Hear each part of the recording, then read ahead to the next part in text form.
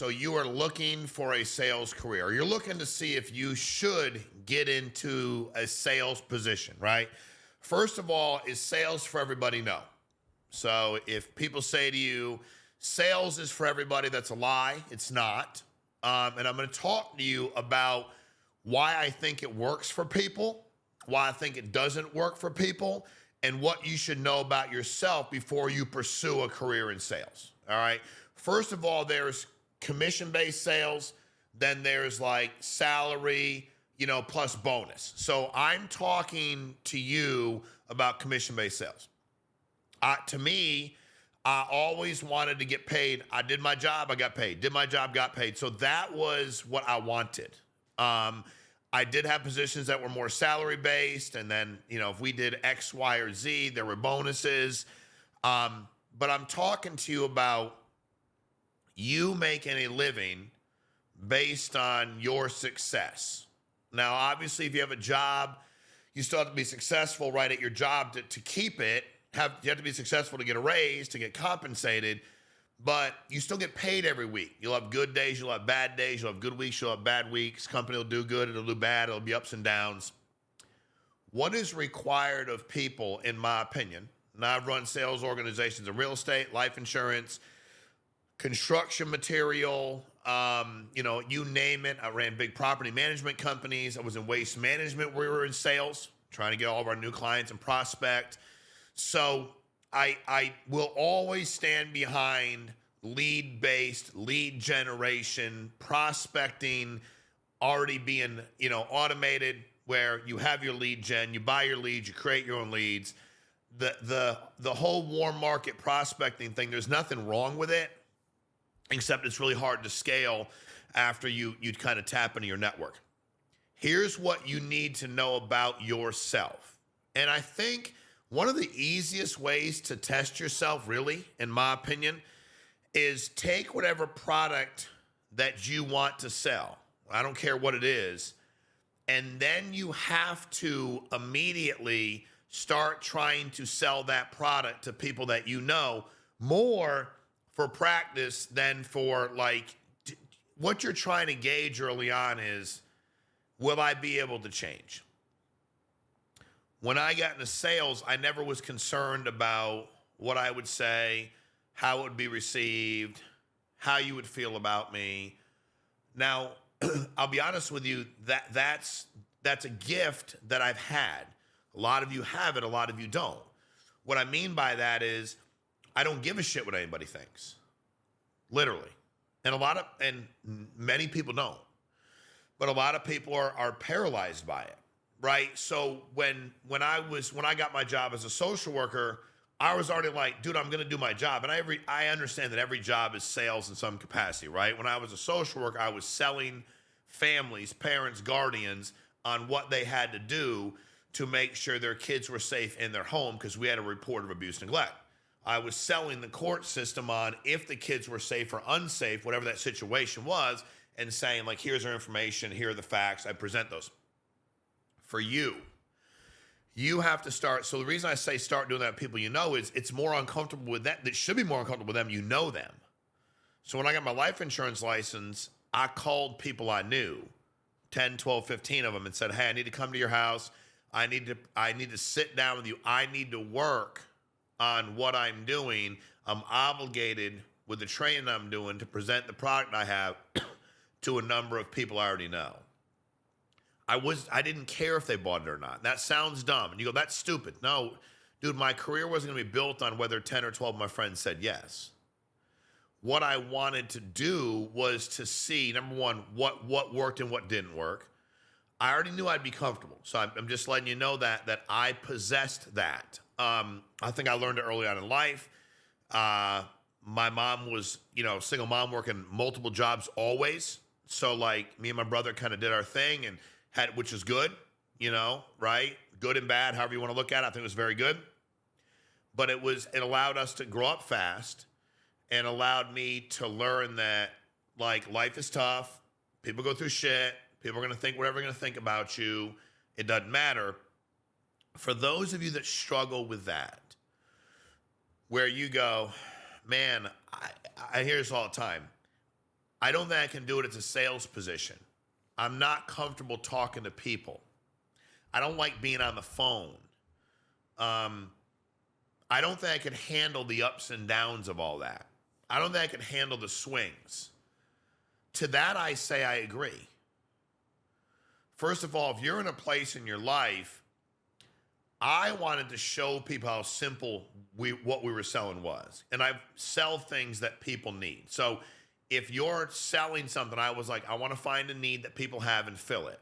And then I want to be paid for that. If you're selling products that people need, then like you should be very successful, right?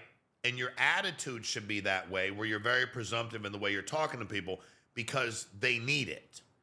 If it's a product they don't necessarily need, but you think they should have, that's a different skill set.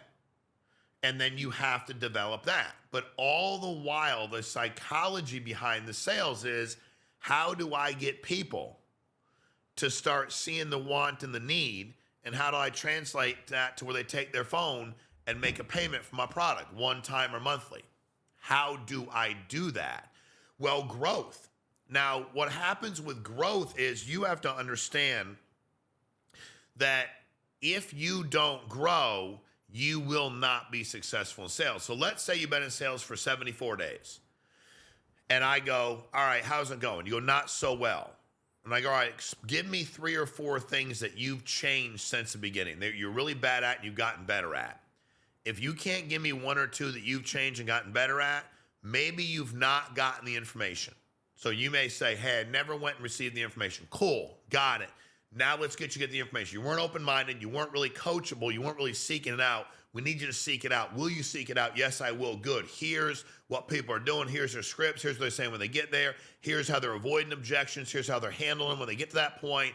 Here's how they close. Here's how they get the banking information. Here's how they build a rapport. Here's how they make sure it's not familiarity, because that breeds contempt. Now, let's say you say, man, I've already been doing that. I've already been diving into the training. I go, okay, what have you changed? If the answer is nothing, I think today, if you're watching this, you should take a good deep dive into, should I quit? This isn't reverse psychology. I don't think it's like, well, if I tell you to do it, you'll do the opposite. No, I think it's just humane. If you're not closing and you've not become frustrated with not closing, and you've not become frustrated enough to where you've changed your mindset, because all sales is me convince you to do something you already know you need to do or you want to do. You already know you need it and you already know you want to, or both, or one or the other. My job is to convince you of that and give you a sense of urgency to do it today. That's all sales is. That's all it is. There's a lot of psychology behind it. There's a lot of nuances to it. And I'd teach courses on it that would make you better. I'm not great at a lot, but I'm good at selling. And I can teach you to be good if you want to be and you choose to be. But if you were to say to me, I've been at it this many days, haven't changed, haven't had success, think about quitting, I'd be like, today's a good day to quit. Just tell people, today's a good day to quit. It's Wednesday, middle of the week. Today's a good day to quit. Friday, you got an extra day, weekend off. Today's a good quit. Monday, you get most of the week off. And I was being funny about it. But at the end of the day, once you decide you can't do it, you can't. Now, you should be able to journal, write down, chronicle, put in your phone the things you're struggling with on a daily basis, what you're going to do about it, and what changed. The problem in sales is most people that start don't change at all in the first 3-6 months. They fail. Because I can come in, my very first big close. Like I was sold a few small policies, life insurance. I went out to a home and there was already a guy there. Dude was trying to sell him a policy. I knock on the door. The lady nicely says, hey, somebody from your office is already here. And I'm like, my office? I don't even have an office. It was just me selling life insurance. How is my office already here? Well, that guy had lied. They told him they had an appointment with me.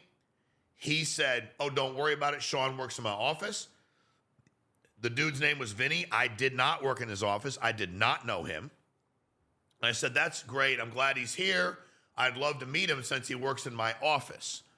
I walk in their living room, little kitchen, walk through the living room, and there's Vinny at a table with the husband. Wife's in the kitchen, not even involved. So I'm like, this sucks because he don't know what he's doing. Vinny's all dressed up. I'm like in a short sleeve polo shirt, some jeans. He looks at me and he says, how can I help you? I was like, I don't know. Is this your house? He's like, no. And I said, oh, I don't know why you would ask me that. I said, sir, how are you? You filled this form out. He said, I'm already taking care of it. I said, again, sorry, sir, is this your house? And he said, no. I said, okay, then let's you and I have. Sir, I said, he goes, no, we're going over there. I said, what we'll do, sir, here's what we're going to do. Go ahead and listen to what your name is. He said, Vincent. I said, Vinny, because I was just being an asshole. I said, so Vinny, when he said Vincent, I said, when Vinny, this is exactly what I did. So ask people that went on appointments with me. It's exactly how I did it. And I said, let's let him go through everything. And when he's done, I'll show you what I got. Whatever's the best product and meets your family's needs the best that you're the most comfortable with, just pick that one. Does that make sense? He's like, makes perfect sense.